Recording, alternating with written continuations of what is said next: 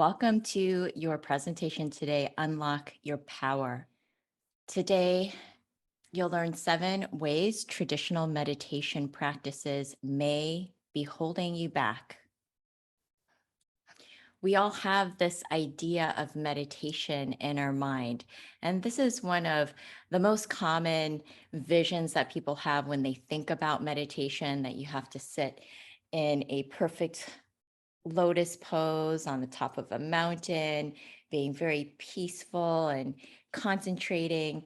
And yet, so few people actually have this experience of meditation, or they feel bad if they aren't actually sitting this way. There's often this idea that meditation is a hard practice and it's about controlling the mind. I remember when I first started learning how to meditate, and I had this idea that I held on to, that I had to sit a certain way. I often was using tension and force in my own practice to make myself do the practice right. And it took a long time for me just to learn how to relax and really breathe in meditation. I had this idea, like so many people do, that you have to sit a certain way and be a certain way in order to be a good meditator. Have you ever felt frustrated by your own practice, or you wondered, am I really benefiting from this? Am I doing this good enough? Have these types of feelings and questions ever came to you? Because they do to a lot of people.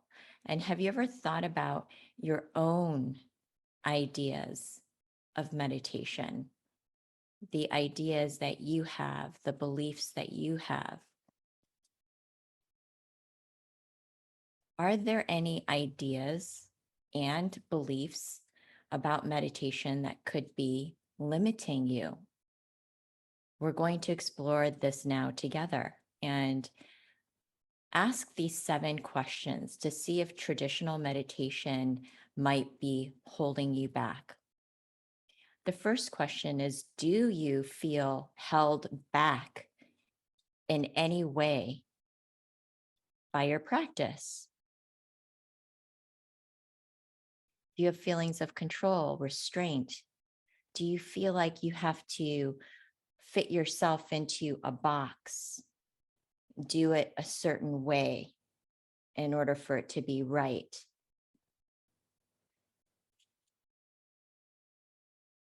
Have you ever felt that way?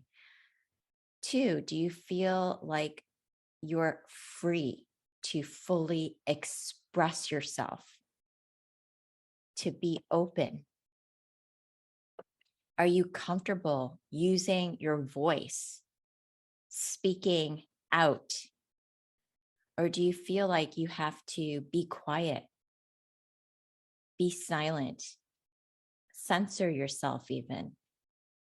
That this is what it means to be a good meditator. Number 3, ever feel like you have to make yourself small and invisible? That that's the way to having a good practice, that you put yourself last, don't have any needs, you can't be seen or fully heard, that you can't really make a huge impact and take up a lot of space and change the world. You just have to accept and be in a certain position. Ever feel that way? Number 4, do you feel empowered to create anything you want, no matter how crazy, wild, different, out of the box it could be? Do you feel like you have full permission to create and do anything, that your desires are valid, your impulses, your instincts to create what you want is okay? Or do you still feel like you have to create in a way that feels boxy or limited?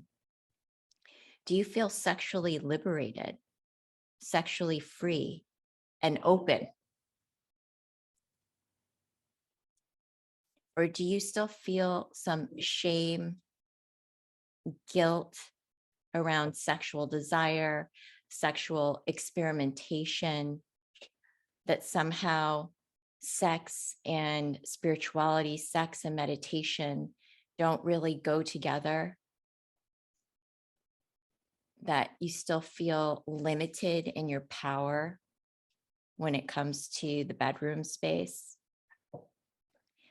Number six, do you feel free to express and feel and be in your whole, full emotional range? Do you feel that it's okay to experience rage and anger and shame, as well as joy and passion and ecstasy? Or do you feel like you have to kind of keep it tempered, keep it in the middle, be calm, always within a small range, because that's what it means to be spiritual, is to just be calm, not have these huge, big emotions?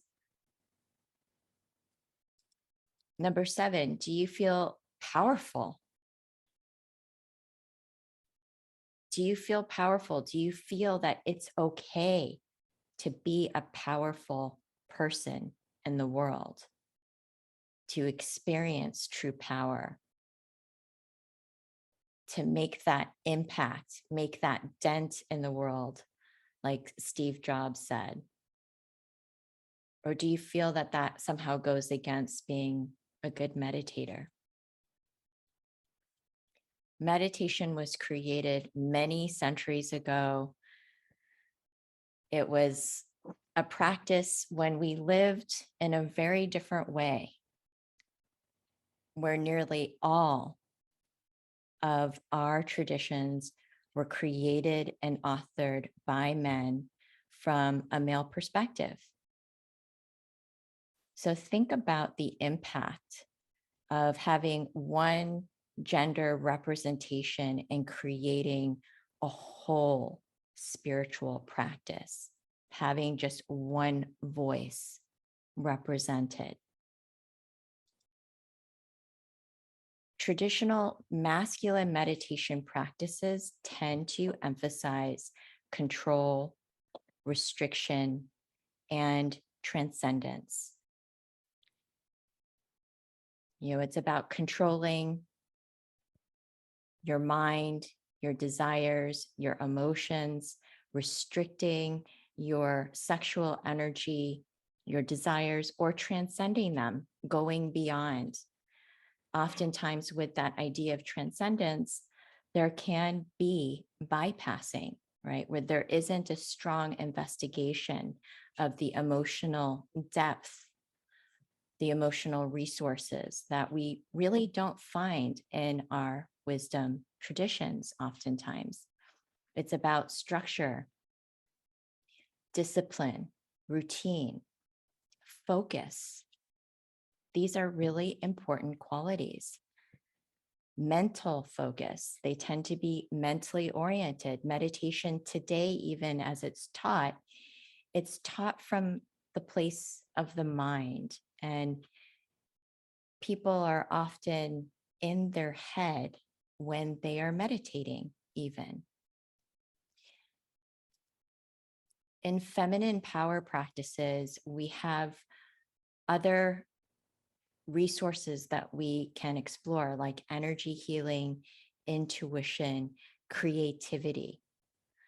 Women have the capacity to give birth to life, to create this kind of miracle. And yet we have not been able to contribute and author our own practices or have them validated and seen in our society without being labeled as something negative like witchcraft or magic or woo woo. But these are some of the gifts that we can start to tie into our own practice And so a feminine practice might be something that's more like singing and spontaneous movement, fluid, dynamic, dancing, prayer, where you can just like move in any way. When you have really intense emotions, the way you move those emotions is through movement, not just by sitting still in a very rigid pose and trying to like make those emotions go away or transcend human emotions, but by feeling deeply into them. There's a focus in the heart and allowing the heart to be the focus, to be the leader of the meditation. The heart is the master of emotions. So allowing this focus to exist is part of a more feminine oriented practice that is not about control per se, but about allowance, going deep into, going deep into emotion, going deep into our mind, going deep into our desires, our impulses, our sexuality, and then allowing for that full expression, the full expression of our energy, of our creativity, of our life force energy, and ultimately surrender to really be able to surrender. Surrender to what? Our true self, our intuition, our inner knowing. And this being part of a feminine practice, the softer, nurturing energies of unconditional love, of the divine mother that allows us to really soften and sink deeply into our practice, raise our energy. We all have masculine and feminine qualities. And this is what our practice helps us to understand about ourselves and also bring into balance. Our society, our practices, our religions all have an androcentric focus. It's do, go, go, go, pray and meditate this way. This is the way it should be done through an outside external authority who is closer to God, who knows God better. And we have been taught this way, the feminine way being from within, that you are God. God is within you.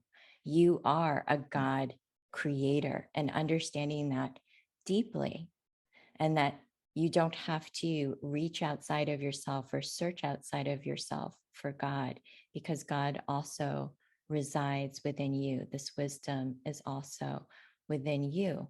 And so to understand that we all have these qualities and we have these ideas and conceptions about what spirituality means and how we should be spiritual is something that we should all look at. And our wisdom traditions offer us incredible tools of awakening, of self realization. And as we use tools of awareness and insight, or focus and concentration, or creative visualization, something to remember is, what are we believing in addition to using these tools? What are we buying into? How may we be giving over our power and our energy and our own wisdom?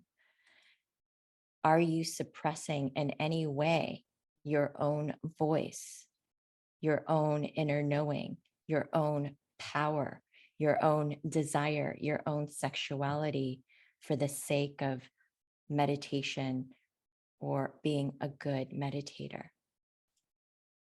So it's time to free yourself from any of these past ideas of meditation and tradition. This is a new time of inclusivity, of diversity, of representation, of everyone being able to contribute, no matter what your race or your religion or your sexual orientation is, and to think about and seriously consider an inclusive, balanced practice, one that includes both feminine that soft, allowing, nurturing, creative energy that can be supported by the masculine energy of structure and form and discipline and focus and mental focus as well. That it's important to be tuned in on all these different levels in order for us to really thrive and reach our true potential. In suraflow, you have the power to tap into the creative feminine. Many of these qualities that have often been repressed in the past or labeled in the past as something bad, whether that's witchcraft or magic or woo woo, whatever that may be, but that we have access to these sacred powers, these gifts within ourselves that we can also share with others as healing medicine for transformation. So, this is an opportunity to learn about effortless meditation, unlimited creativity, allowing yourself to be totally unbound and free as it pertains to your own spiritual practice so that you can receive the insights, the downloads, the ideas that are true for you and to feel confident confident in your own creativity, in your own power, in your own perceptions, and be able to express out into the world and have a say in what happens, that's okay. It's okay to be powerful. It's okay to speak out. It's okay to create something new, in addition to accepting what is here. So stay tuned if you'd like to learn more about suraflow. Thank you so much, everyone. Send you lots of blessings and love.